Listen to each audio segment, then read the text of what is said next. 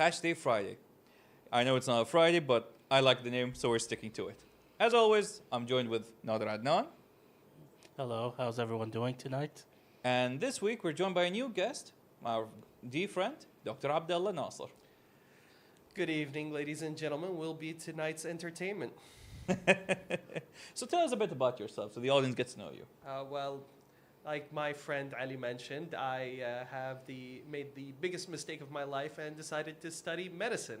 So the only way I kept myself sane was playing video games, and I've known him for I've known you since 2018. 2018, 2019. Wow, Pre-COVID. that's almost 10 years. Yeah, Yeah, wow, damn, that's 10 almost years of 10 friendship. years. Not bad. Surviving. Yeah. So, what kind of games do you enjoy playing? What kind of games do I enjoy playing? I'm a bit of a video game omnivore. So, a bit of everything. Yeah, but as long as it's a good video game with a great story, that's all that really matters to me. You're talking to a guy who has played everything from Mass Effect to Gears of War to the original Chrono Trigger and Chrono Crusade to Golden Sun on the Game Boy Advance to hell, right now I'm playing some older games like Chained Echoes on Steam and Children of Morta. I've never heard of Chained Echoes. Really good JRPG, very much influenced by Chrono Trigger and Chrono Crusade. You should check it out whenever you get the chance. Will do. So this week we've got a lot of topics to talk about, and the reason I brought you this week is so we can specifically talk about Helldivers and Halo and the next upcoming patch, Into the Depth. I thought you brought me here for my charisma, but okay. That too. So, you're the one who introduced me to Helldivers, Yes. and you're the one who got me deep into the game. Yes, that is true. And you've told me so much about the lore, about, especially since you were a Helldivers 1 player. Yeah, that's true.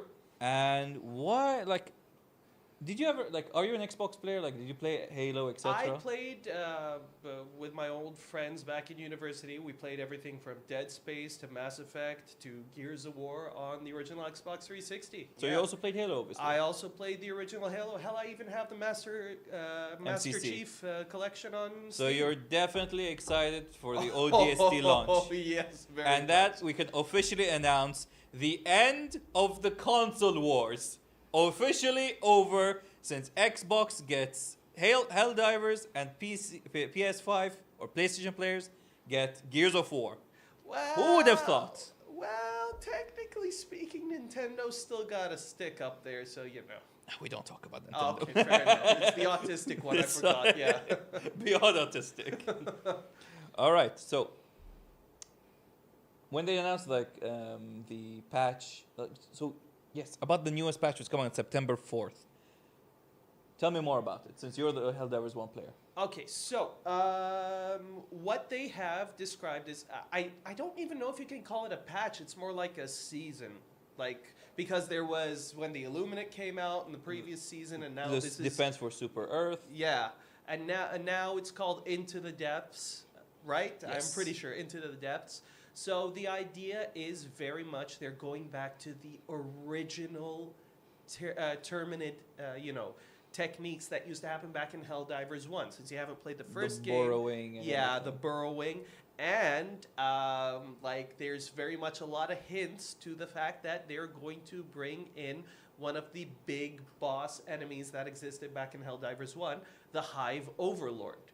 You know those skeletons on some of the Terminid planets? Yeah, that looks like a giant centipede with a big mouth at the end. Oh, like the Dune. Yeah, like those sand. Shai Halud, yeah, pretty much. Like the sandworm from Dune.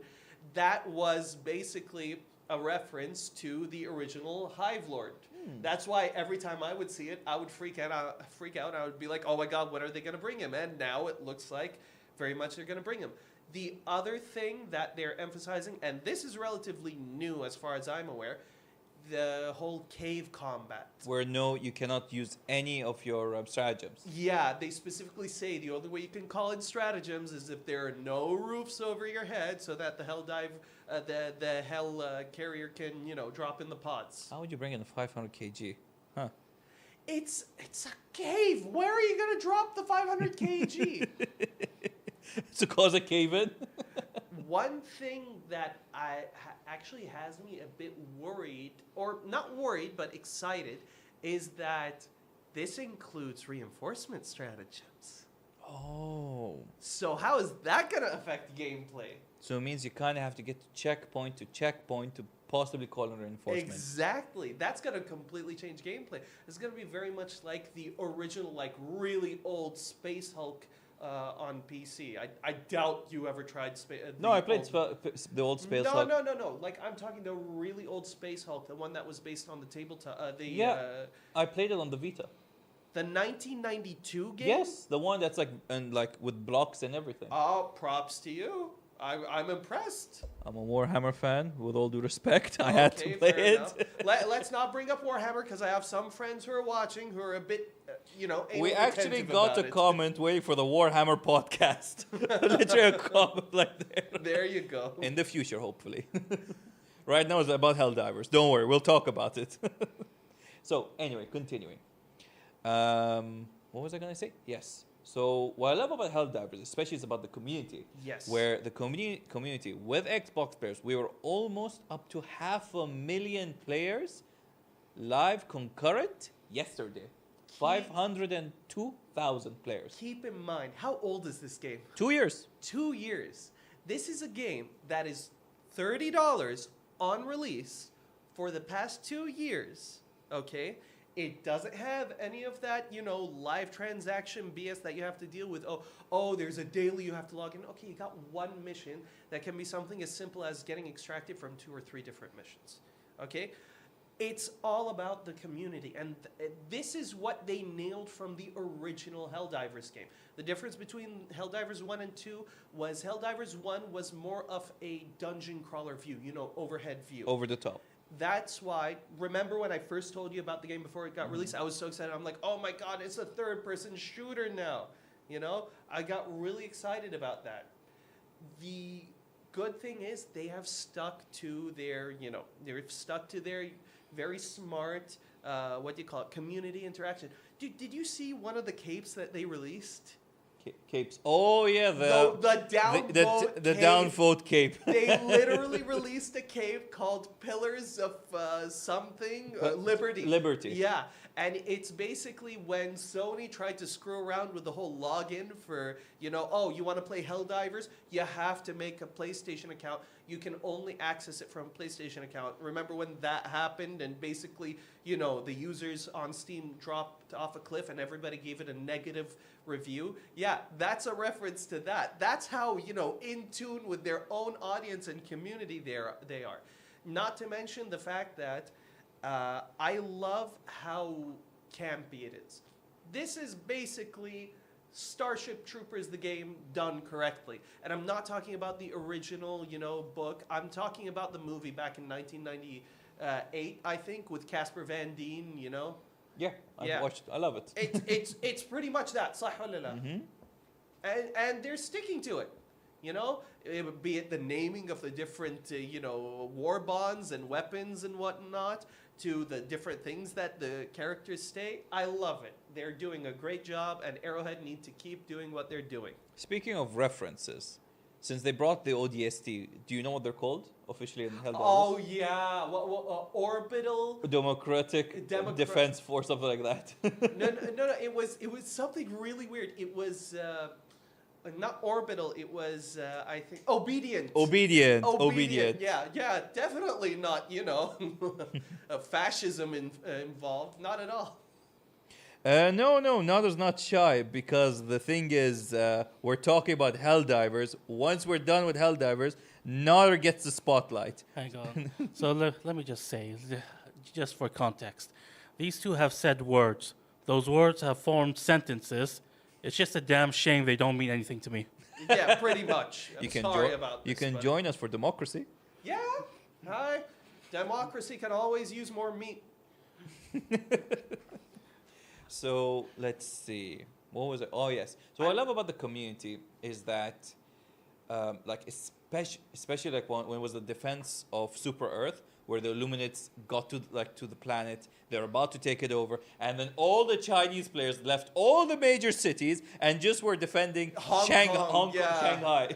Oh my God. Like, it's very much role play to the max. But here's the thing. It's because Arrowhead has gone out of their way to make sure that they respect your time. See, when video game developers make a video game that respects your time, you will come back to it time and time again. I've dropped off Helldivers every now and then, but I always end up coming back. I think all of us. That's why numbers fluctuate. Exactly. But that's the thing.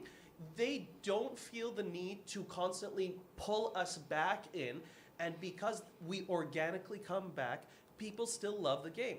One thing that I love about the new ODST, what do you call it, Warbond? Dude, you know what happens when you're using the weapon and you go into first-person view? Not really. You're shooting as if you're shooting from Halo. Oh, that's right. It's basically like you're playing Halo. It's like you're playing. It's like the camera angle and like the weapons and everything. Exactly. You're not aiming down the iron sights or anything. No, it's basically like you're from in the Halo. side. Even the reload, like the reload of the M5A. I think the only ones like the shotgun, they had to change a few things about it. I think they had to change the ejection. The port ejection. Or something. The Yeah. ejection. But like that's like Raspan and Hogan. Hey. So let's see. We talked about Helldivers a lot. Yeah, we did. Sorry about No, that. no. That's one of the main topics we wanted to talk about. Helldivers. Let's see then. So you were there were you there? Did you play during the Defense of Super Earth? Yeah, Yes. I did. And obviously we were there for Mad I was Beyond there 3. when we won. I even got the cape. got the ceremonial cape I and got whatnot and that armor. Did you also get the purple cape for what is it called again? The Illuminate? The Illuminate orb which was coming to us. Yeah. So you almost got everything. Perfect. Yeah, pretty much. So I think the only thing I didn't get was the kill zone. What do you call it? I Armor. was there for the kill zone. I was like, I'm- I I'm gotta s- log in. I'm still pissed off. I was busy with. They said they'll real bring it life back. Stuff. They said they'll bring it back. Yeah. Here's the thing. No, but you got the light kill zone one. Yeah, but I wanted The the Hellgas Hellgas Heavy. armor, the Yeah. Hellgas Heavy, exactly. Here's the thing. I think they learned from the Killzone, what do you call it? It was another downvote. Yeah. debacle. They were very smart with the ODST. They went full on in. And they also did this on purpose with Xbox because, most people who are playing Xbox are playing Halo or they're Halo fans. Yeah. So this was a great way to pull in, New even more meat. fans. Yeah. More Even meat for the grinder. Yeah. So, I think we've talked more than enough about Helldivers. Yeah, we gotta give Naeem a chance to talk. Nader. Nader, sorry. Naeem's not here this week. Maybe next week or the Maybe week next after. week, okay. So, Nadur, would you like to talk about your favorite game, Bubsy 4D? Now you're done with it. Well, all I can say about Bubsy 4D is, shockingly, it looks okay. Shockingly, it looks okay. It doesn't look horrendous.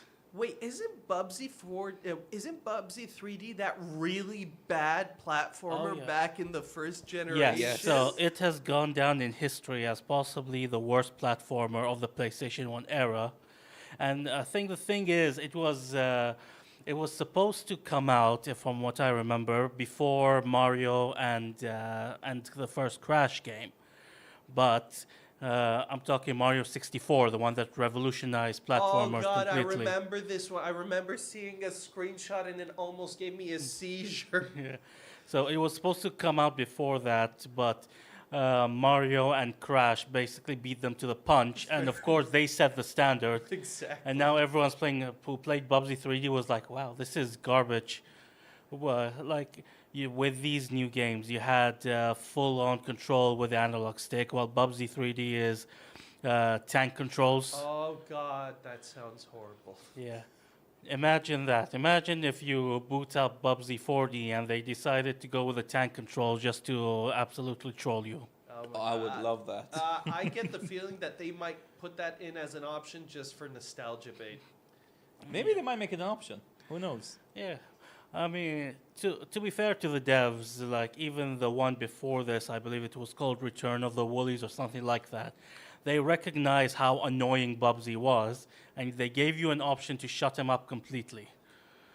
Oh, yes. I think you're having trouble when your main character for the game is annoying, so you have to have an option to shut him up. Basically, yeah. Like, From what I understand, Return of the Woolies wasn't terrible. It just was very underwhelming for what it was. And I believe it was for the price that you paid back then when it first came out. The content just wasn't enough to justify it.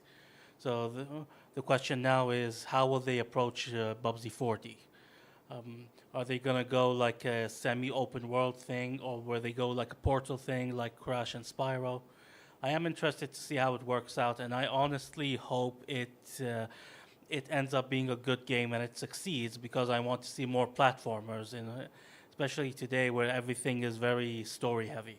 Sometimes I just want to shut my brain off and just jump over holes. You know what I mean? And kill Yeah, a crab you know, randomly. like get apples Yeah. or get mushrooms or Yeah. jump on top of toads or whatnot. You know, yes, Yeah. I completely agree. I miss really good platformers. Like, when was the last time we had a decent, what are they called?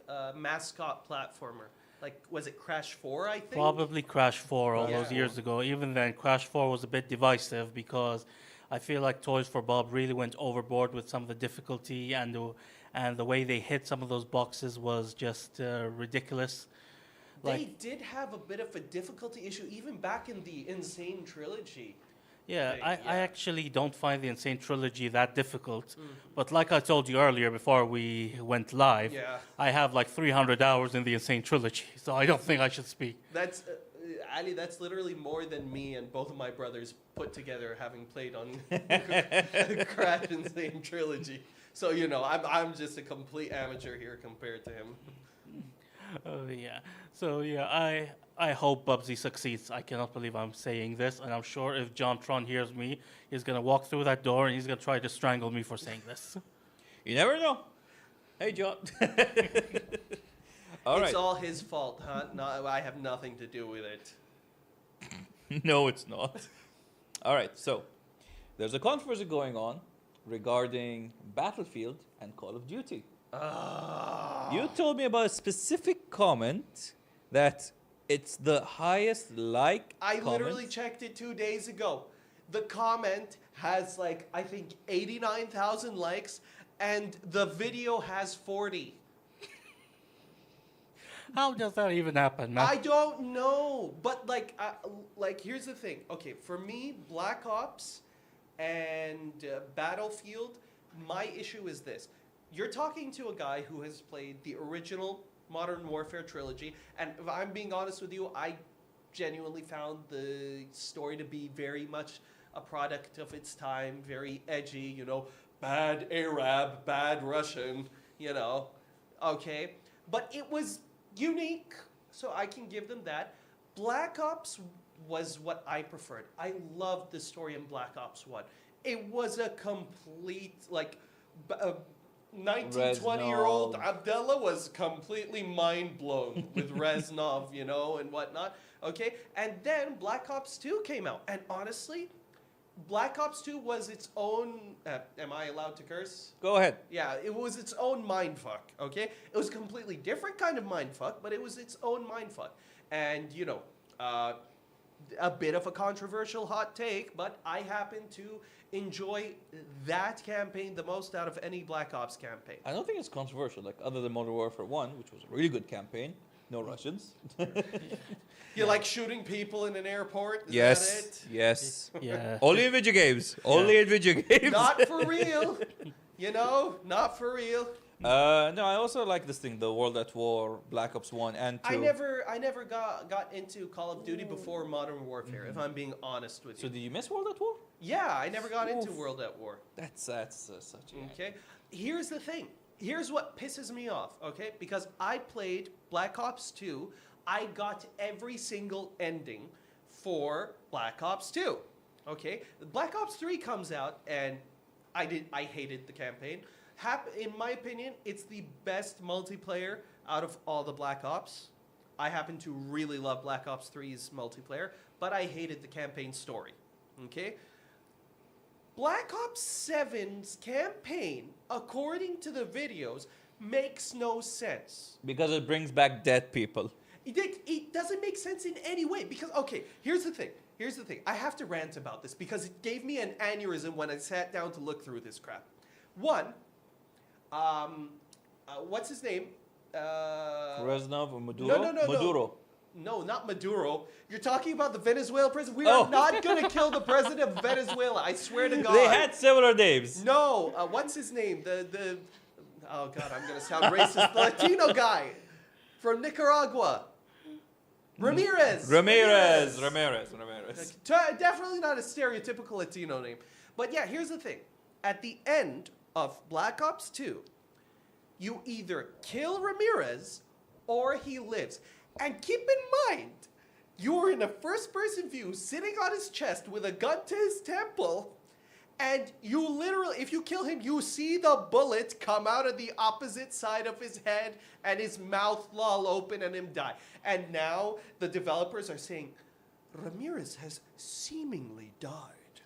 And then he appears 10 years later. Buddy, we blew his brains out on the opposite side of his head. What are you talking about? You either killed him or you didn't kill him. And what's worse is you have characters like Hunter. If you don't kill Ramirez, if you go for the good ending, Hunter dies halfway through the campaign. He's apparently alive, yet Ramirez is dead. Okay? Karma, another character that gets killed if you go for the bad ending, is alive. So one, they have decided to canonize some random ending that never existed, okay? Two, did you see what was it? The pre-order bonuses? The Reznov Challenge Package. Buddy, Reznov hasn't been important since, Black Ops 1? And he had only a couple of scenes in Black Ops 1. You remember when it was Mason, the numbers, and Mason's basically hallucinating Reznov? That was the last time Reznov was involved. We're talking about more than 20 years since the last time Reznov was in the Black Ops campaign or story. Why are they bringing him back as a skin? Why are they bringing back characters from Black Ops 3 as skins, a story that had nothing to do with Black Ops 2? And why are they bringing back characters that we thought are dead and telling us characters that we thought are dead are alive? None of it works. Okay, so do you mind if I ask you something? Sure. Those characters that are bringing back, are they purely cosmetic for multiplayer, or are they part of a single-player campaign story? No, at least one of them is part of the campaign. That makes no sense. Yeah, that makes no sense. That makes no sense. What frustrates me is this. I decided just for the podcast, I never do this. I decided to watch the Call of Duty Direct video, okay? And it just makes it worse. Oh my God, we have these soldiers. Woods from the original game is dead. But now Mason from Black Ops 2 is coming back. And him and his team of super soldiers go in to capture Ramirez. But they are exposed to gas. When will Black Ops, for some reason, Modern Warfare, it's always about the missiles. Black Ops, it's always about the gas. Am I wrong? You're not. Am I wrong? The fact is that in Modern Warfare 3 remake, was it, or 2 remake? 2 and 3. 2 and 3. 2 and 3. Even the first one. Missiles. Which Iranian guy did they kill in 2 remake? We're not talking about politics. Please It's do not not. politics. Please do not bring that up. It's in the game. It's in the game. I It's don't not care if politics. it's in the game. Please do not bring that up. It's Modern Warfare has become all about missiles.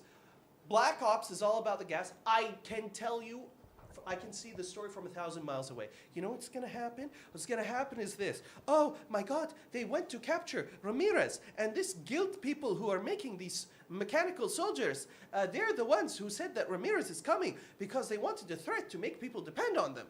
Okay? And then we're going to make Mason kill his friends with the gas. Because, mindfuck. All right. So if any Call of Duty developers coming here is watching this, I have an idea for the next story, all right? How about missiles that shoot gas? They've already done that. You're joking. Black Ops 1. I'm joking, so you should be joking. I'm not. Well, scratch that idea. I don't have any ideas for you guys. what frustrates me about Call of Duty, and keep in mind, this is coming from a guy who has played. If we're looking at my history, I'm far more of a Call of Duty player than I am a Battlefield player. I have played Bad Company 2 and Battlefield 4. And I made the gigantic mistake of, during COVID, pre-ordering 2042. Oh, sorry, I also played 2142. I made the mistake of pre-ordering 2042 because I loved 2142. So I was like, I'm going to play that, okay? During COVID, of course, Solari knows how much craziness I went through COVID. I was seeing the nurses in the hospital more than I was seeing my own wife, you know? So I never got around to returning the game, okay? So I never got that chance to return it. I got stuck with 2042. Now, I am genuinely considering picking up, the new Battlefield 6 when it comes out, as opposed to Black Ops 7. I would never pick up Black Ops 7 because it's creatively bankrupt. Bad writing, bad character. What's one of the things they say in the, what's one of the things they say in the direct? They're like, oh yeah, one of our new characters is this woman. Her name is 50-50. She's Samoan and she's a badass. First of all, son, if you have to tell me that a character is badass, your writing is shit and the character is not a badass. Yeah. Okay? Yeah. No, Woods and Mason, they proved themselves through actions. What do you think? No. So I actually did like one film writing class back in uni. And yeah, the first rule is always show, don't tell. Exactly, right? If you're going to tell me a character is badass, I'm going to assume they're not badass. Yeah, exactly.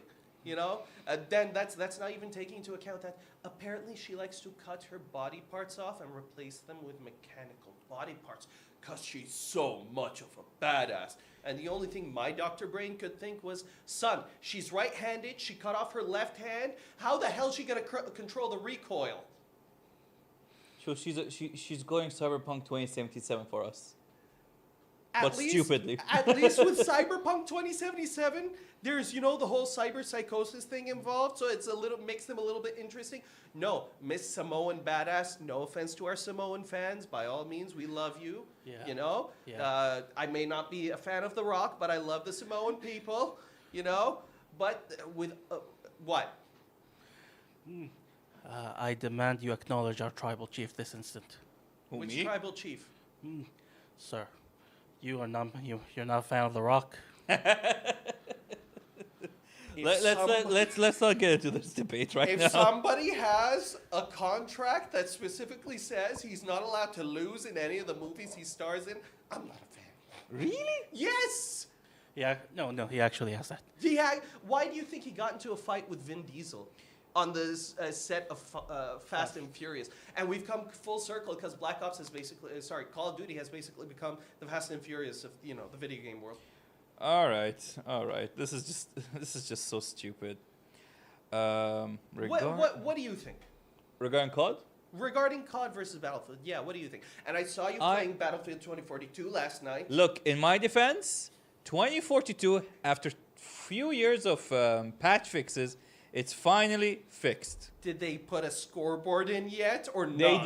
They did. Oh my God, They did. EA, I apologize. They did. Finally, they did. And on top of it, the only reason I'm playing it because there's a free battle pass. If you finish that battle pass, you get a few items for Battlefield 6, which I pre-ordered. I'm ashamed of it. Oh my God. I haven't pre-ordered the game for such a long time. This is the game which I pre-ordered. I'm not pre-ordering that game. I don't. Usually, I'm against pre-ordering. I'm really against pre-ordering. And see, because let's face it, this happened before. Remember when Advanced Warfare came out? Oh, sorry, was it Advanced or Infinite Warfare? Infinite. Infinite, yeah. And was it Ravensoft or was it Sledgehammer that year? If it's Sledgehammer, you know it's gonna fail. Anyways, they dropped the ball, and EA basically had a chance to pick up all the marbles, and they fucked up. Don't forget, even Halo Infinite had the chance, and they messed up. Yeah, dude, but Halo Infinite, the problem with Halo is what? The people who are running Halo now, none of the people from the original team are there. And most of the people who are original team went to are still at Bungie, or even those guys. No, even they're not even They at weren't even Bungie there because they anymore. Bungie finished to remove them Yeah. all. You know, apparently somebody decided they wanted to make to buy a $2.5 million collector's car, collection. So, let's move away from COD for a while, and let's talk about this specific little thing called not many people know about Pokemon. All right. So, this is for the shiny hunters out there. There's an opportunity for you to get a total of 4 shiny legendaries if you have Pokemon Scarlet and Violet for free. So, Oh my god, I made that mistake and bought both of them. yeah. So, basically, there are these shiny legendary boss raids that you have to do, which are, for some reason, weaker than regular 7-star raids.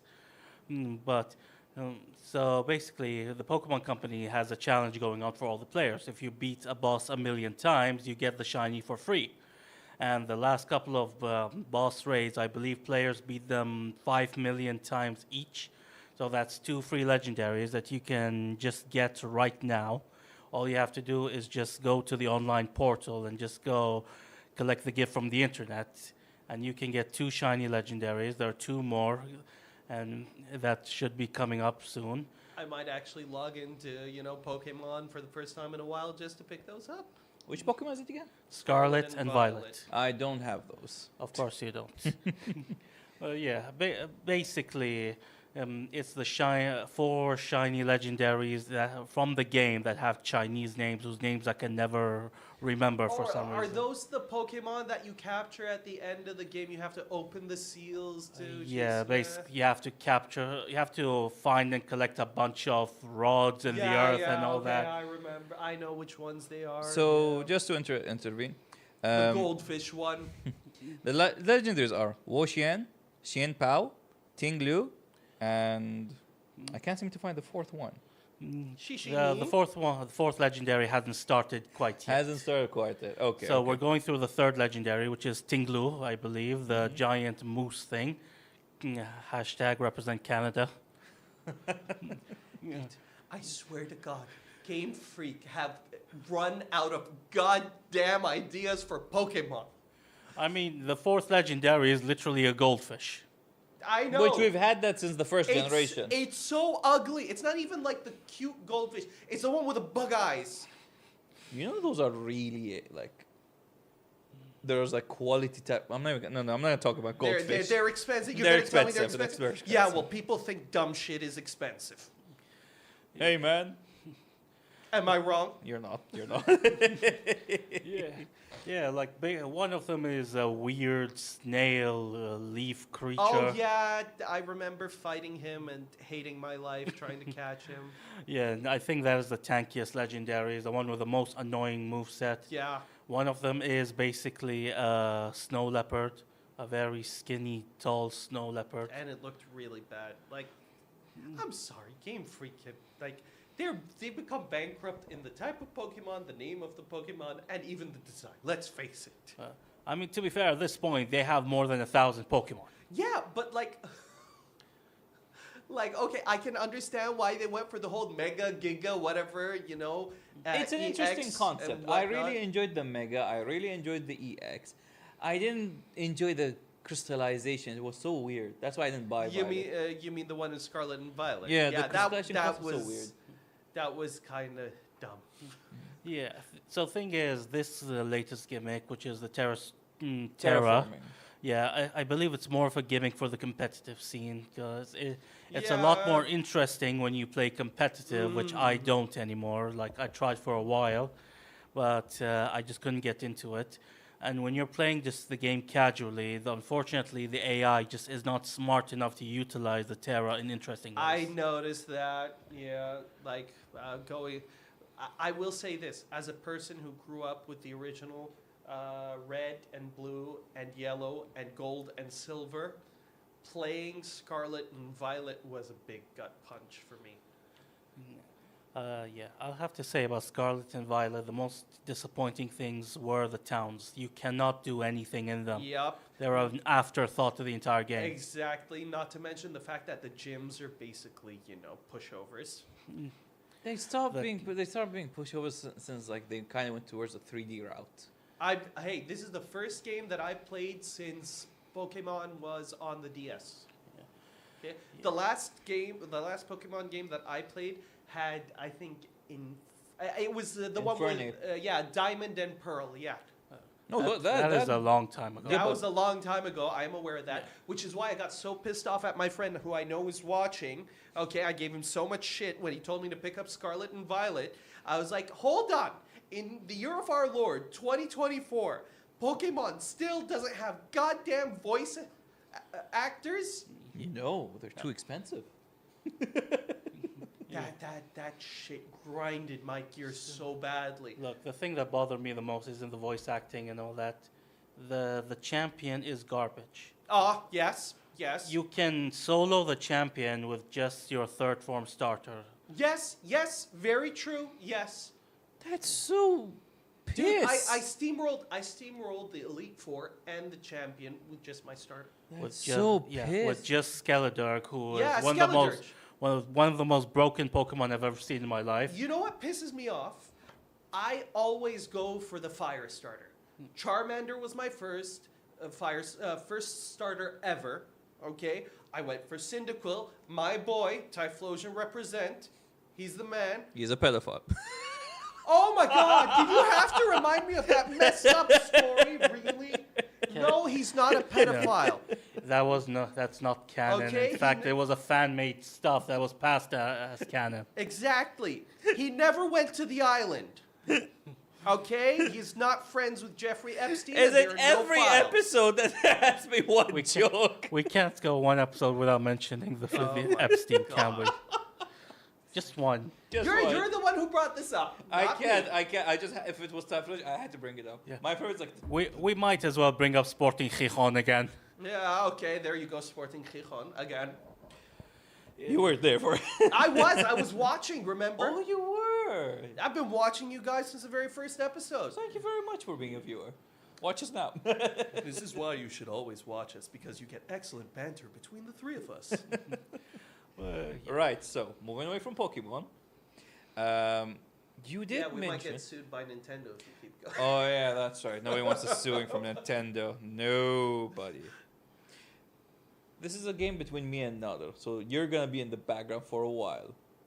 Europa Universales. Oh, yeah, no, 4, I 5. am completely lost when it comes to this. You guys just, I'll drink my water and you guys, go to town. Go to Yeah. We'll discuss this while you get wet.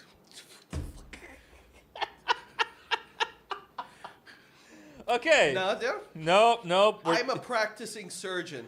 I know where to stab you. Metaphorically speaking, not literally. Teach me. Moving on. Moving on. So, they're changing a lot of things about the game regarding like the starting year, the empires, everything, mechanics, blah blah blah. So we usually in Europa Universalis 4 or EU4, you start at 1444 and it ends at 1821. You don't get to play a lot of the revolutionary age. Now they're changing it. We're going almost 70 years earlier to 1337, and it's ending around 17 years later, 15 years later, which is, 16 years later, which is 1837. Yeah, so basically we now have around 500 years to work with. Proper. Yeah. And on top of it, the Ottomans will not start as a strong blob as they are usually, but they will have a lot of benefits to become that. Yeah. Because they are starting. Eventually, the Ottomans have to form. Yeah, Goddamn so the kebabs. Ottomans were always meant to be like this beginner nation to get you used to the game and mechanics and all that, So which is why they were basically very overpowered, especially if you compare it with the rest of them. Not even the rest of Spain and Portugal were also beginner nations, but Ottomans specifically had a lot of mechanics that helped them early game, but late game they suffered. But even sometimes with the late game suffering, they wouldn't slow down until the introduction of a lot of patches where they fixed them and they added the decadence system. But we're not going to talk a lot about EU4. Let's talk more about EU5, which like how does how does mechanics work? How does like you know more about it than I do? I think you read more about it. I have read more, but I haven't seen much. I haven't It's seen still gameplay. it's still in its fairly early stages, so Yeah, you say that, and yet it's been slated for release in November. that is right. It's almost September now. It's kind of hurt that the amount of money I spent on DLCs for EU4 and they're moving to EU5. Yeah. Uh, So I did not even spend anything on the DLCs. really? Not even one. So wait, you've been playing the game on vanilla? I've been playing the game on vanilla the whole time because through the years of the DLCs, you need to understand, I was in uni abroad in the UK. My money had to go through other things like survival. Ooh, Oh my fair God. enough. Fair enough. No, I went all out with the DLCs, like around 15, 16 DLCs for each nation and immersion packs and everything. Ooh wee. So Yeah. they're also changing how armies work and oh yeah, that's right. They're changing the army visuals. So That's you're right. gonna have like more like you're gonna have a general up front and like your units and cavalry, everything like formation wise moving from city state to country to nation. Like Yes. it's just gonna be proper like armies. Yeah, you're actually going to see proper military as opposed to the previous game where it's just one dude walking around the entire time, I believe. And it just keeps switching during paths like cavalry shock, infantry, cannon, just rotation. Now it's just gonna be like not a proper battle like I'd say Rome 2, but you're just gonna see a bit more visuals. Yeah. Yeah, so I'm interested as well to see how they function. Like, will they be similar to the previous games, or what is there going to be like this new mechanic that's going to change the entire complexity of the battle system? And on top of it, we are going to have a what do you call it? A change in population because population was not a thing. Like, well, It was a it- thing. it It, is- wasn't that relevant. it isn't that relevant because like you only have like you were mainly focused on manpower Yeah. and just increasing like developing in your nation. Yeah. But now there's population count, so like the amount of people who come and go, it can shrink, it can expand. I wonder what happens, like what kind of situations happen, like if your population just booms all of a sudden. Just What- a random question because I'm a little bit lost here. Like, the kind of what do you call it games? The kind of strategy games that I've played have been stuff like Dawn of War. What do you call it? So this is a 4X kind of game. Yeah, I've never played 4X kinds of Have games. you ever played maybe Civilization? I know about it, but I've never played it. So 4X are like you're covered by a dark fog around you, and you kind Like of have every strategy game. yeah, but this one's like more on like the countries and everything. So like, Okay. yeah, so you want to like expand more towards like So it's more about empire building. empire building. Yes. It is. Okay. Yeah, I think what makes this different though is it's basically a free for all. You can control literally any of the nations. Okay. It's very like based on historical yeah. events. Okay, yeah, I got at least that much when you guys were talking Yeah, about Ottomans. And but you whatnot. can change history in this game. Like I played with the Aztecs, beat the Spanish, and then basically Uno reversed them and went to Spain and conquered Spain as Mexico. I think Christopher Columbus would not have enjoyed that at all. We don't talk about Christopher Columbus. The less we talk about him and mermaids, the better. Ah, yes, the infamous mermaids. We have debunked that. Hi, Mom. It's all right. Yeah. So,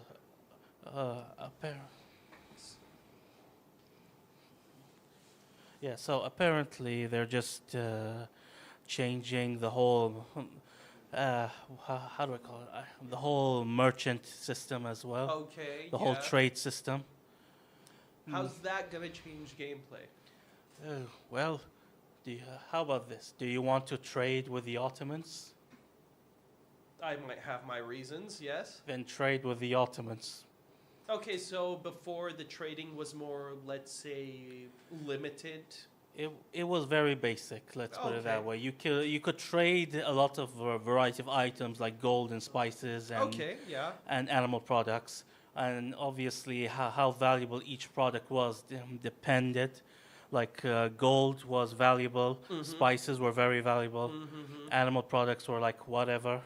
So you have this interesting situation where you could practically break the game with nations that have heavy in spices like India. Like India and China and whatnot. Okay, yeah. Basically, yeah. Although I wouldn't recommend China as a starting point because China is huge. Like even in the game back in the era the game is set, it's huge. It's Okay. very difficult to even get a unified Chinese nation. Oh, so this is before, you know, Like during the ex- War of the Three Kingdoms. No, and that's that way kind of after. thing? War of the Three Way Kingdoms. after the War of the Three Oh, Because Kingdoms. War of the okay. Three Kingdoms was in BC. Okay, so okay, all So right, we're okay, talking about fair like 1337 AD. Oh, so all right, like okay, I got you. approximately Jin Dynasty Around or Yuan Dynasty. around there are several dynasties. I Several believe. dynasties. So maybe probably around the end of the Yuan Dynasty and starting the Ming Dynasty. Okay, okay. Let's see then. On top of that, I am excited for how, well, as you were talking about like economy and everything, like how will trade be different? Apparently, it's going to be a little influenced by Crusader Kings and all that, just a bit. Okay. So they're merging a few things from that mechanic and this I mechanic. believe so, yeah. That's what I understand anyway by reading through, just briefly reading through all the features and all that. But we haven't actually seen any gameplay yet. Let's see then. I'm also excited to see how they're going to change shock, military commands, and everything. Like, is it always going to be like? Because sometimes like the battle changes in your favor in like a roll. Because they have like dice roll mechanics. Okay, dice roll mechanics for the outcome of the Yeah. battles. Okay, I got you. So I I wonder if got they're going you. to change that. If it's going to be like more. Like, Apparently, there's actually ambush mechanics now. oh. And so, you know how overpowered mountainous regions are in the game, right? Very. So I believe they're going to utilize that a bit more. And if you control a mountainous region, you have a chance to form an ambush ahead of units that are coming and invading. So as the Persians, you can definitely hold off the Ottomans in the Zagros Mountains.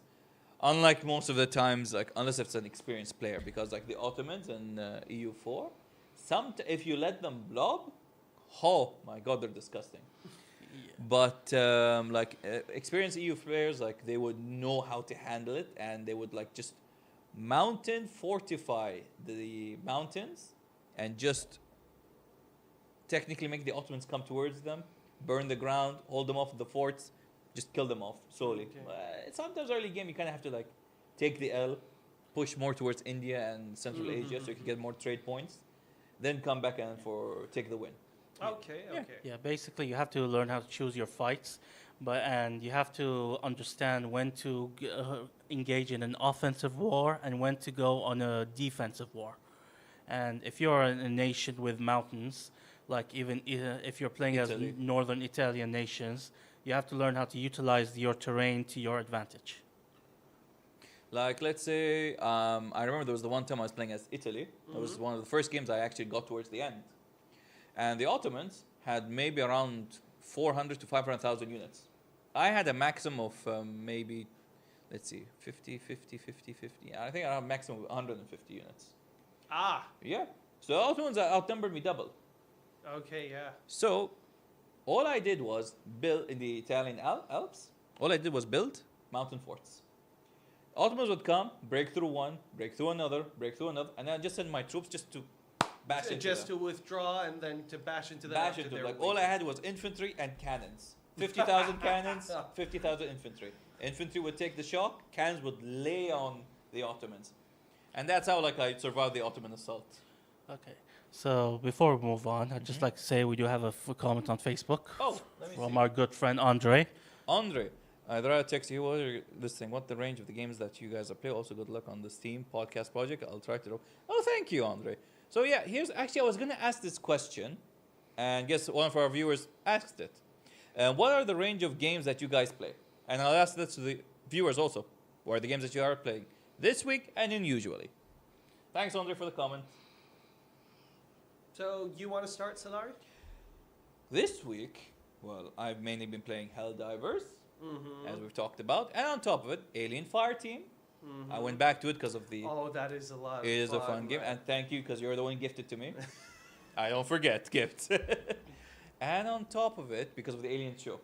Yeah, no, Alien Earth is Alien is fun. It's really good. Though I did agree not with expect that. Khalid's comment about like the alien can be very inconsistent. Like I- it went from like super aggressive, like I don't want to veer too much off topic. It went from very aggressive to like, I'll be sneaky boy and I'll see what you guys are doing. I think I know why. Doesn't make sense because depending on the type of alien, they can be really be aggressive. If they're a prowler, they can be True. So- Yeah. But like I think they're gonna have an explanation for that. I hope haven't so. seen episode 3 or 4 yet, so I've seen. no idea. I haven't seen 4 yet, so spoilers alert. All right, okay. And let's see. On top of that, I also know what else you've been playing. Battlefield 2042. Not just that. Outlast Trials? No. Waifu Rivals. Marvel Rivals, yes. Shame. No shame, it's a good game. You gave Shame. hold on. You gave me shit for playing Overwatch. I moved to a better game. You're still shaming me? It's still a waifu shooter. It's a good game. Yeah, I'm relatively sure you're playing it with one hand. Disgusting. Disgusting. What a doctor. Maybe I injured my hand, you never know. So what about you? What games have you been playing? What games have I been playing? Well, what I like to do occasionally is this. I like to go back into my Steam, library, and I like to check out games that I haven't played in a long time or that I have very little time playing. So this week has been one of those weeks. I've restarted one of my games called Children of Morta. It's a 16-bit dungeon crawling, roguelite. The whole story is you've got a family who's dedicated to fighting demons and eldritch horrors, and business is good for the family business at the moment, So I just finished the first zone in that game. Another game I've been playing, which is going to be a little bit gonna make me sound a little bit hypocritical after me giving him crap over, Marvel Rivals, is a game called Beyond Citadel, made by a single developer. It is very much a classic boomer shooter in the vein of Doom and the original Marathon from Bungie. The one problem is, before I bought the game, I didn't realize that it was a little bit of a slightly degenerate game. In what sense? In the sense that the main character apparently likes to, wear not so subtle clothes, let's say. Cool. If you Google it, you will understand what I mean. But I will say this, it's actually a very fun game. Surprisingly enough, it's the shooting mechanics are so in-depth, you have to cock the weapon, you have to change magazines. If you drop a magazine and you don't pick it up, you lose that magazine. Okay? What are you laughing over? Your hand gestures, I'm sorry. Oh my god, you're such a child. You know what I mean. Very in-depth shooting mechanics that I really like. There's even bullet fall off, a drop off. Like if you aim at an enemy from a very far point, you have to aim above them so that it'll hit them. So and the story is kind of, it's a very much Neon Genesis Evangelion sort of story. So, my childhood trauma is coming back, and I'm enjoying it through nostalgia. We all love Neon Geo. Oh my god, yeah. All right, so last one. Nadur, what have you been playing this week? Well, I've been playing 2 games, one on the PlayStation 5 and one on the PC. On the PlayStation 5, I've been playing Far Cry 6. Ooh. Okay. Yeah, so for context, the first Far Cry I ever played was Far Cry 4, the one based in the on a fictional South Asian nation, and I actually really liked the bad guy in that film. You're game. talking about the guy who's also in what do you call it? Pagan Min, I think his name is. Oh no! Oh, okay. You're thinking of this thing. I'm thinking of Far Breaking Cry Bad. 3. Yeah, Yeah, I'm thinking of Far Cry Yeah, 3 you're because the think- guy from Nacho, he was in Far Cry 3, not 4. Yeah, I believe that okay. was 3, but no. So, what I liked about 4 specifically is you can finish the game by choosing not to play it. Oh, yeah, Yes, that's yes. right. I remember that. That's right. Have yeah. you ever played Far Cry 2? I have not. Far It's- Cry 4 was the first one I ever played. You should play Far Cry 2. It's actually really good. Yeah, you want him to have to deal with the malaria mechanic, really? It's fun. Oh my god, And that sucked I so I much. believe we play that at your place. Yes, we did. With our good friend Abdul Wahab. Oh, yes. Yeah, the malaria mechanics really annoyed me. Yeah. Luckily, there's none of that here. So basically, getting back to Far Cry 6, you are this guerrilla trying to overthrow a fascist dictator. Oh, the one with Giancarlo Esposito. Yes, Okay, yeah, okay, that is. okay. It's literally him. Yeah, yeah. Yeah, except now they call him Castillo. Yeah. So I- The only thing they needed to call him more than that was El Presidente They or lit- El Jefe. they literally call him El Presidente. There you go. Yeah. So about the game, I honestly, a lot of people call it mediocre, and I can understand why. So for every good thing about the game, there's a bad thing that holds it back. So I enjoy the terrain, but if you go too deep into the jungles and all that, you're constantly hounded by literal hounds, by which I Yes. mean coyotes. Exactly. Yeah, like there are these interesting missions where you have to take over forts and all that. Uh-huh, yeah, yeah. I Yeah. remember those, yeah. But if I see one more chopper, Oh my I god. swear to God, I'm gonna slap one of these devs. You know what I felt Far Cry 6 was like for me? It's like, okay, you know cheese and crackers? Yeah. It's like you took a very big cracker and you smeared a very small amount of cheese all over it. Yes. Okay? Just because it's so big doesn't mean that it's good. Yeah. It is genuinely too big. Yeah. Like getting from one end of the map to the other. Takes ages. And here's the worst part of the game for me. You cannot fast travel into towns where you have mission markers. You have to travel by foot into the towns just so you can start the mission. No, you're not in the mission. You have to travel by foot just to start the mission.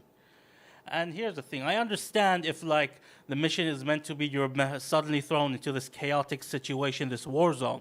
No. I had to Sometimes walk. it's just random bullshit. Yeah, just I had like to walk all the way up a mountain. Yeah, and why? Just to start a mission, which is literally a funeral. Oh god, I remember that. That one pissed me off so much. Yeah. Oh god. And you need to understand, I was just playing casually, and I was at the other end of the map when I decided, okay, let's go back to this main area so I can start the mission. Except I couldn't fast travel there. I'm like, what the hell's going on? I looked it up online. It's like you cannot fast travel to locations where you have mission markers. Who designed this? People who don't respect your time. That's one thing that's always irritated me about Ubisoft. Like Ubisoft, they had Assassin's Creed and they had Far Cry 3, and after that, they never changed their games. They kept sticking to the same shit, different day. Like they decided, oh, it worked once, let's do it 5,000 more times. Yeah, but let's make the map bigger and bigger and bigger. Exactly. And emptier every single time. Exactly. It feels like you're either getting hounded every 5 seconds or there's absolutely nothing happening. And of course, don't forget, you got to, reach those towers that expand your map and show you everything that's going on. So it's around Assassin's Creed just with... It's Assassin's Creed with guns. you. Yeah, pretty much. So speaking about Assassin's Creed, Mirage is getting a new update. Yeah. So I've played Assassin's Creed Mirage. Yay. It's the one in Baghdad. It's the one in Baghdad. I will say this, I liked the more concentrated location instead of this huge open world like Valhalla where you're moving from one end to the other and there's nothing going on. I really don't like the direction they're currently going through, especially with Valhalla and Origins and whatever it is. And Shadows. And Oh yeah, and Shadows. I didn't. Yeah. I never played Oof. Shadows, so We're not talking about How chess. do We're you not mess talking. up a Grand Slam like that? So the The thing is, I perfect- was never that interested anyway, regardless of who the protagonist was, because I played Ghost of Tsushima. Exactly. That's the better Assassin's we Creed go. Shadows. That's Ghost what of Tsushima everyone- was exactly what Assassin's Creed should have been. Yeah, And they flopped so bad. yeah. I will say about Mirage, what I liked, other than the concentrated setting, was it was back to basics. You sneak around, you assassinate, you move on to the next target. And there's no such thing as stupid levels where you have to go like, oh yeah, I'm so under leveled, the guy I can't really assassinate, even though the game is made for assassination. Yeah, if only there was something in the game Assassin's Creed to determine how assassination works. So in the new update, they're setting it in Al-Ula. Al-Ula in Saudi, that's right. Interesting. We don't That's have... a distance, considering that this is back in, like, you know, the golden age of Islam. That would take him, like, what, a year to get from Iraq to Saudi? Yeah, but if Marco Polo could do it, why can't he? I assume he's just going to find a really fast camel or something. So instead of a year, it'll only take him 10 months. Yeah. Or a fast Arabian horse. You know, 6 months. knowing Ubisoft, they'd probably include that and be like, yes, this is a mechanic about making the game as realistic as possible. Why did they have this? They should be French. This is a mechanic that is as realistic as possible. There you go. Excuse me while I smoke my cigarette and contemplate the futility of life. Sacre bleu. Yeah. So basically, we don't actually know anything about the DLC other than the fact that it's going to be free. And there's an interesting game that's being released today. Metal Gear Solid Delta? Yeah, Metal Gear Delta. Solid Delta. Snake Eater. Yes. Delta, Snake Eater. Yeah. I'm personally excited for it. I haven't bought the game yet. I want to see how it is on performance because I've heard weird things about the performance. It crashes on random people. And Considering the fact that it runs better on a PlayStation than a PlayStation 5 Pro, yeah, I'm worried. it is what it is. So that's the weird thing, right? Even that other game they remade from that other Silent developer, Hill? Silent Hill 2 also had a lot of performance issues, even though it was a great game. Yeah, but Konami has always had issues with optimization. Like, this isn't a new thing. I fully expected them to mess this up. And I, believe it or not, I don't like how the game looks for a very specific reason. Okay? Like, okay, why was Silent Hill Silent Hill?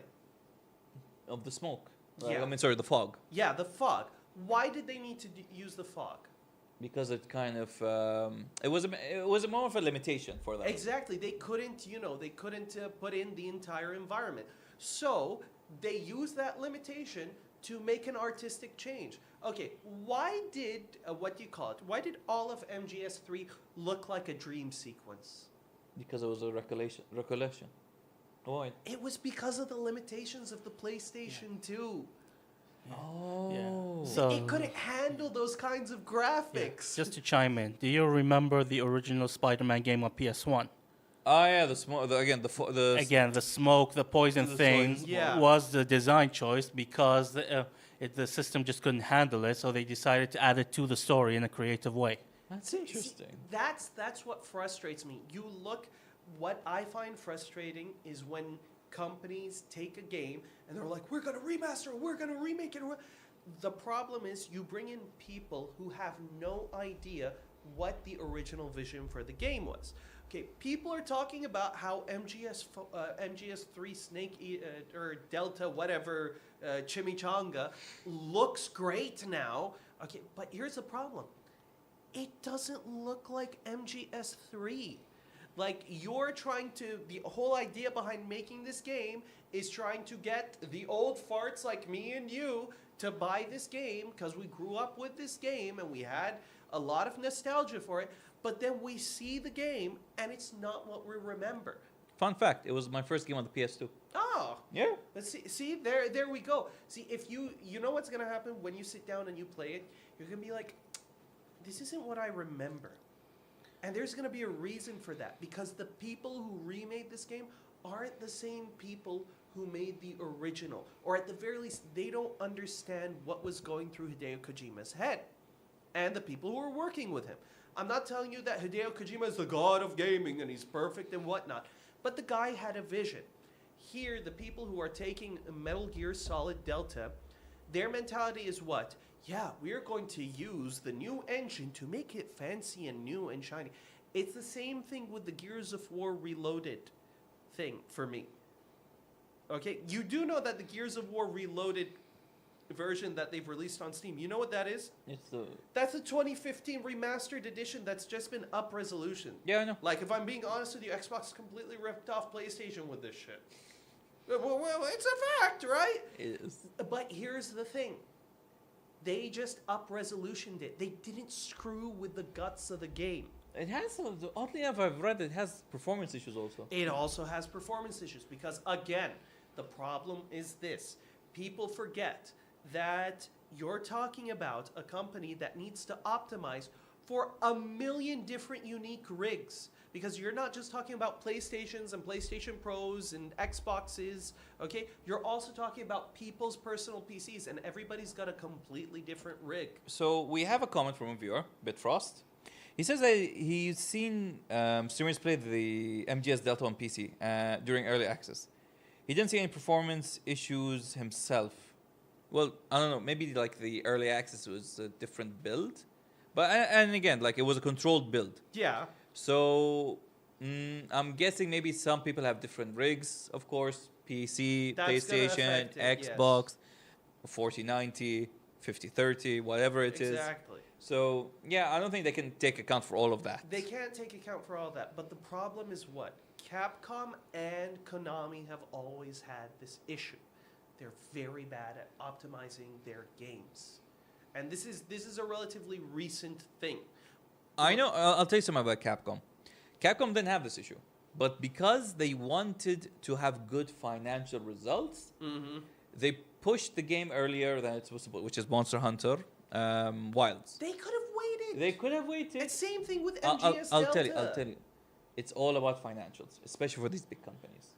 I know, I'm fully aware of that. We need to make the CEO and stock prices go up, so we have to release it at a specific time. Yeah. It's all about shareholder Yeah, value. but here's the thing. If you think it's bad now, just wait. Because guess what's around the corner? GTA. The holiday season. God. Oh my god. Oh yeah, I thought I was gonna say GTA. I mean, there could be GTA around the corner. You never know. True. I'll be honest with you. Nothing will excuse the amount of money they have spent on GTA 6. I don't care if I can count the amount of freckles on, a crack hobo's ass crack. It doesn't matter. It doesn't matter. It's not worth it. It's just not worth it anymore. You reach a certain level of investing money into a game. Like, what's the point? What's the point of spending $2 billion on making a game? Can you really? There's no justification. There's no There's justification. no justification. I feel like they are stabbing themselves in the back because now you've basically made this huge hype around this game. Exactly. A hype that's never going to be lived up to, unfortunately. It's GTA. We never know that. Like, regardless, it's gonna make bank. I'm not telling you that GTA isn't going to make bank, and I'm not telling you that it's going to be a bad game. But what I'm telling you is this. There is nothing that can excuse this amount of money being spent on making a game. Keep in mind, this is Rockstar. Concord, $500,000, $500,000,000, I think. You shut up about Concord, you. That never happened. In fact, I've never heard of it. Same here. Never happened. Here's the issue that I have. The problem is this. You're spending $2 billion on a game. Keep in mind, this game has been under production for 10 years.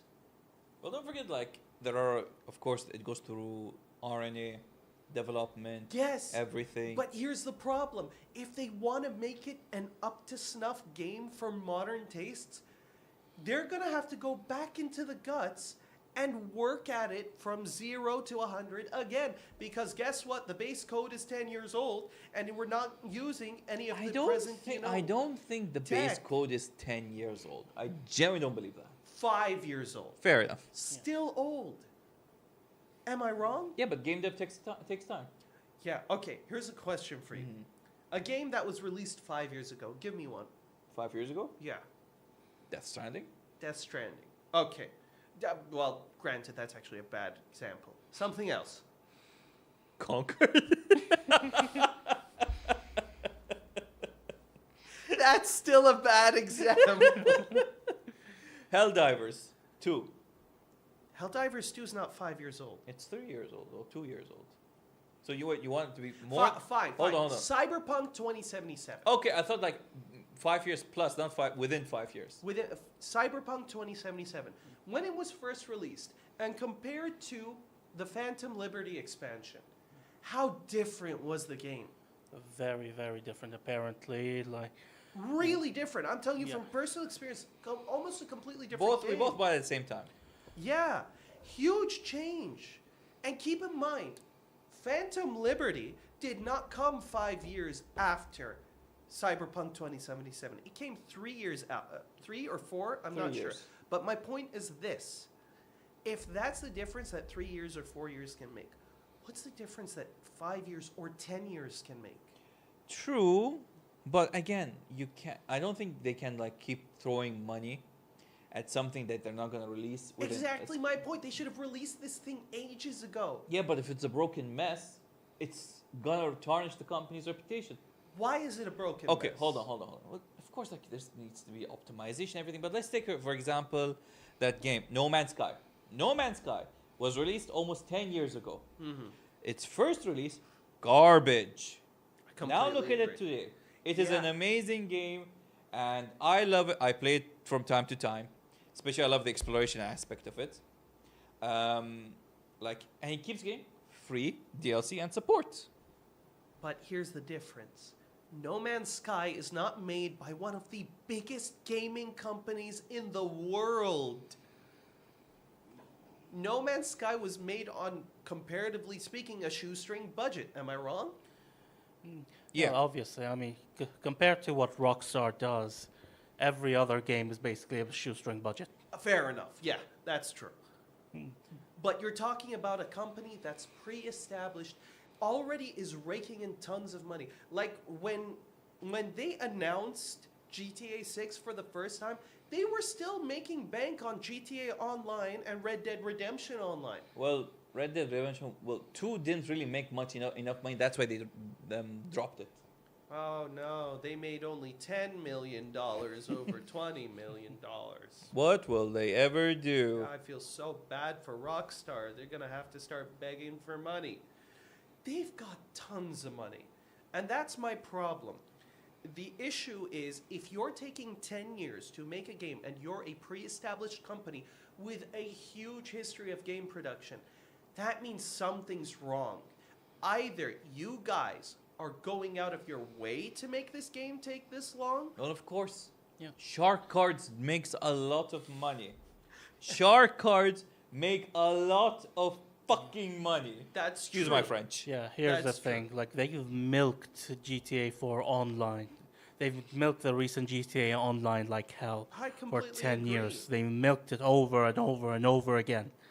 They literally they could have easily financed 6 GTA 6s just from the money they made from GTA Online. Or a Bully 2.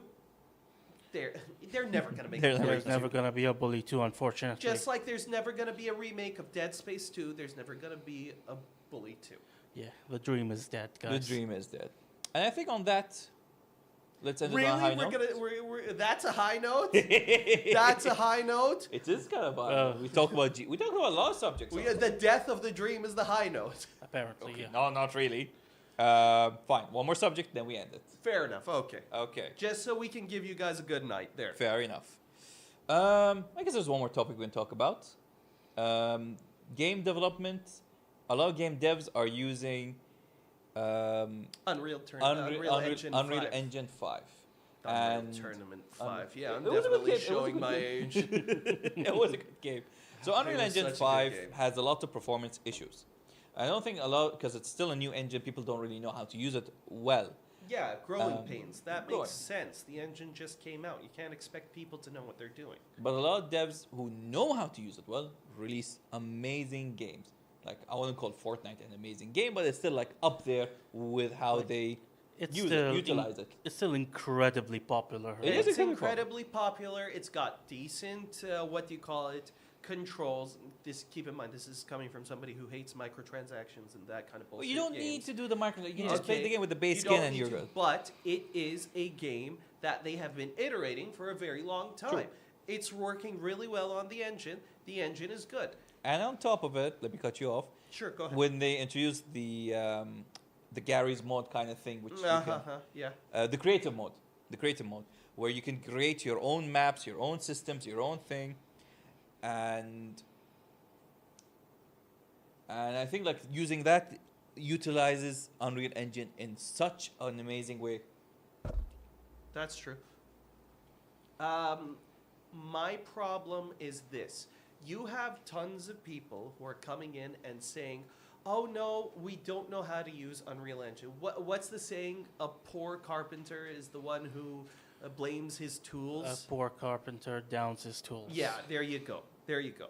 I think that you can't, like, I've heard people starting to compare MGS Delta to, what do you call it? Death Stranding 2. Death Stranding 2 had their own engine. Hideo Kojima threw money at that and built his own engine. Basically, that's like saying, oh yeah, I am going to make myself my own Ferrari and I'm going to bring the best engineers in the world, build an engine for me, and then I'm going to compare it to Toyota's brand new Celica or whatever, or Nissan's brand new 2070Z. You know, you can't compare the two for two reasons. You got people who don't know what they're doing working on these games, or, well, The same thing happened with Halo. yeah. Halo Infinite. Like when people just left the company and Microsoft kept on bringing like inexperienced people. That's one of the main reasons like the game could not stand by its own against CoD and Battlefield. Not to Even though mention- Battlefield was a horrible game, like Yeah. now Battlefield has more Battlefield 2042 has more players than Halo. Don't forget, at the end of the day, 343 Studios doesn't have anywhere near as much money as EA. Granted, They have there was- Microsoft They have- money. yeah. Microsoft makes billions. Yeah, but they bought Microsoft- Activision. No, shut the hell up. They bought Activision. They bought Bethesda. They bought someone's mother, probably. Okay, and then what did they do with all those companies? Absolutely nothing. There you go. And then they went and they downsized and chopped up all those companies. What did they do with the company that The made reason they Hi-Fi the Rush? reason they're downsizing all those companies is because they want more of those employees to start using AI and No, it's Yes. because of shareholder Of course, value. shareholder value, and on top of it, what brings them more shareholder is when they're using more AI in their own companies. Oh, God. It's So true. why would they put money into 343 Studios? That's exactly my point. You get me? Because it's still a selling point for them because it's Halo. It is not as famous as it used to be. That's why they start buying other companies. Yeah, but like, here's the thing. That's like saying that, oh yeah, the only reason why I'm getting the sundae is the cherry on top. I like the cherry on top. Yeah, but that's not the only reason you're getting the sundae. You get me? Fair enough, fair enough. You get me? Because here's the thing. EA was willing to put, let me rephrase, EA was willing to put more money into Battlefield 2042 than Microsoft was willing to put into 343 Studios with regards to Halo. Not to mention that they treated Halo like basically Fortnite. You know, you had multiplayer was free, the single player was paid for, $59. you had your whole battle pass bullshit and whatnot, and you had painting every single centimeter of the armor was a microtransaction. I think that's the thing which kind of killed the game for me. The Pretty infinite microtransactions were garbage. Pretty much. Let's see. Anything you want to add to this? With regards to the Unreal Engine. And Unreal Engine, not Halo. Apparently, the guy who, well, one of the developers of the engine. Tim Sweeney? No, that's the CEO. It is Tim. I think Oh. it is Tim Sweeney. Okay. Yeah, I believe he said something along the lines of that developers are working on optimization way too late, and they have to start optimization as the development process begins. Yeah. So Right. Because like I guess they want to quickly get to their end goal. exactly, they're like. So he's like, you have to work with the engine from the beginning. Don't just shoehorn the engine in. That's not how you're going to get the best results. I guess like they should have like a seminar or course for people. This is how you use the engine, not the way you're doing it, you dumbasses. Yeah, but that's like saying that you're gonna give a seminar on how to use a paintbrush. You know, like people. Okay, don't. Wait, hold on a second. We're Warhammer. We paint Warhammer miniatures. I mean painting art, not Warhammer miniatures. We still needed something like Duncan. Yeah, okay, fair enough. But what I'm Two saying thin is, strokes. what I'm saying is this: you can only teach so much. After that, there is artistic view. There is a person's involvement and envelopment and whatnot. You know, like. You can't expect everybody to use this engine as good as each other. You True, get me? True. Yeah. And I guess this is where we ended. Yeah, I think that's a All's good place. Any other points you want to like throw anything at us? Nothing? I don't know. Do you want me to rant at Phil Spencer again? No. Please we're don't. We don't want to get, sued into Microsoft. the ground. Nor Nintendo. We love you, Daddy Microsoft. All right, so thank you for tuning in as always. In the description, you can find our Instagram and TikTok handle.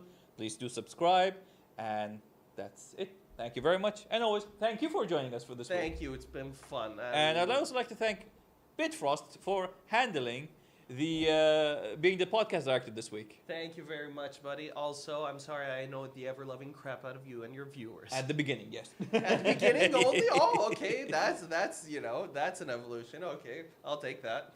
Again, thank you very much.